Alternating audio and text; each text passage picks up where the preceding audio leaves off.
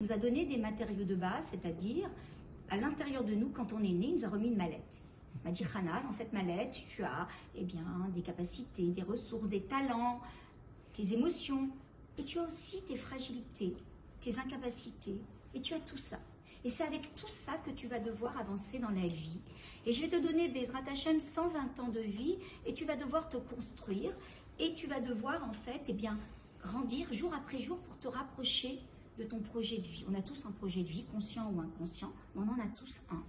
Et chaque jour, on est là à se bonifier et à se rapprocher.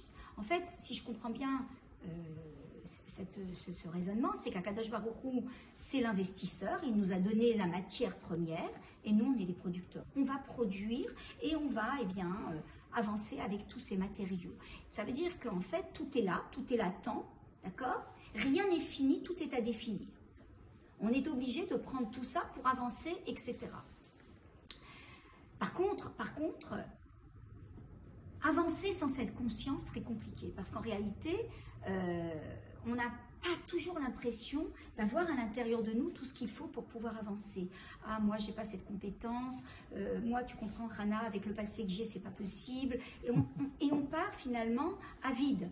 Que lorsque je sais qu'ici, là, il y a quelque chose qui attend d'être exploité, c'est plus du tout le même travail.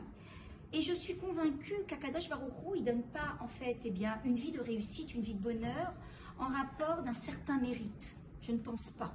Ou une vie de réussite, une vie enrichissante au travers d'un certain mérite. Parce que cette personne, elle est méritante et celle-là, elle n'est pas là. Elle ne l'est pas. Je suis convaincue que ça ne marche pas comme ça. Je suis convaincue d'une chose, c'est qu'en fait, Akadosh Baruch Hu va nous donner ce que l'on veut à partir du moment où moi, je suis convaincue et je m'implique pleinement à utiliser tout ce qu'il me donne. Parce qu'en fait, on peut avoir à l'intérieur de nous plein de choses, ne pas les voir, les mettre de côté et se répéter inlassablement comme j'entends, tu comprends, Hana, j'ai pas eu de chance, Hana, Alors je comprends, c'est pas toujours facile, la vie n'est pas facile. D'accord? On a tous eu notre lot d'épreuves, vous avez eu des épreuves, j'en ai eu aussi, et c'est bien sûr pas seulement ça qui doit nous faire avancer, ça doit être aussi un moteur pour pouvoir avancer, mais ça doit être surtout pas quelque chose qui nous bloque. Donc il est important, ce que je veux dire, c'est qu'il est important de comprendre que cette vie lumineuse, elle est à la portée de tous, et qu'une vie heureuse, ça ne relève pas d'un miracle. Et ça, je le répète, parce qu'on est quand même installé souvent dans un espèce de fatalisme exacerbé, c'est-à-dire que bon, c'est comme ça, voilà, mes parents c'était comme ça, moi je suis comme ça, et ça sera comme ça, et je m'en contente. Donc vous comprenez bien qu'avec ce type de conscience, il est clair que je ne vais pas pouvoir donner le meilleur de moi-même. C'est comme si vous fonctionnez à minima avec des lampes qui étaient complètement, très, très, très faibles. On vous a souvent donné cet exemple de ce diamant qui est à l'intérieur de vous. Oui, on le sait, on nous dit qu'on a un diamant à l'intérieur de nous, c'est vrai. Mais on oublie une chose, c'est que ce diamant, il est entouré de plusieurs papiers journaux. Il est entouré de plusieurs papiers journaux. Mais qu'en réalité, si on réfléchit bien, qu'est-ce que c'est qu'un diamant? Un diamant, c'est en fait du charbon qui a vieilli. C'est un vulgaire caillou. Il n'a pas de valeur en lui-même. Sa valeur, c'est quoi? C'est ce qu'il peut être. C'est son potentiel. Il n'est pas, à la base, il n'a pas de valeur propre. Sa valeur, c'est qu'est-ce qu'il peut être, qu'est-ce qu'il peut devenir. Et c'est ça qui fait de lui sa valeur. Qu'est-ce qu'on va faire? On va prendre un laser, on va envoyer de la lumière dans toutes les facettes de ce diamant qui va commencer à briller de mille feux et qui va pouvoir être vendu et pouvoir avoir une grande valeur. C'est exactement la même chose. Notre valeur à nous, c'est notre potentiel. C'est ce que l'on a, ce qui est latent. On le dit souvent, on est toutes des championnes en puissance. On a tous un champion à l'intérieur de nous qui n'attend qu'une chose, c'est de se révéler. Mais déjà, il faut avoir conscience que là, à l'intérieur de moi, j'ai tout.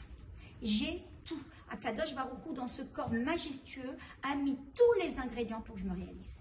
Il ne peut pas en être autrement. Il a construit un corps majestueux où tout fonctionne. Quand on regarde un petit peu le fonctionnement du cerveau, mesdames, c'est simplement majestueux, c'est grandiose. Donc, il est impossible de penser qu'il aurait pu mettre des choses d'abord qui puissent m'empêcher ou oublier de me donner certaines ressources. Je répète, c'est important d'avancer avec cette conscience. D'ailleurs, dans un livre, Guy Corneau parle de force créatrice. Et il dit quelque chose de très intéressant, qui a été souvent repris dans certains méfarchim, même de la Torah. C'est qu'en fait, il explique qu'on a une force créatrice à l'intérieur de nous. Elle est là. Elle attend qu'une chose, c'est d'être accueillie, reconnue. Mais, si cette force, et là c'est pourquoi j'ai voulu commencer par ce pourquoi. Pourquoi je dois me révéler en tant que femme? Si cette force n'est pas considérée, elle n'est pas reconnue, elle va altérer notre santé psychique et physique. Je répète parce que c'est quand même très très important. C'est-à-dire qu'en fait, cette force, on l'a. Elle a double tour. Elle peut être en fait un super moteur, mais si elle n'est pas reconnue, qu'elle n'est pas accueillie, elle peut carrément altérer ma santé psychique et physique. Pourquoi? Parce qu'en fait, cette force qui est là, latente, elle va être frustrée, on va dire ça comme ça, et elle risque de se venger. D'ailleurs, on le retrouve dans le mot briout.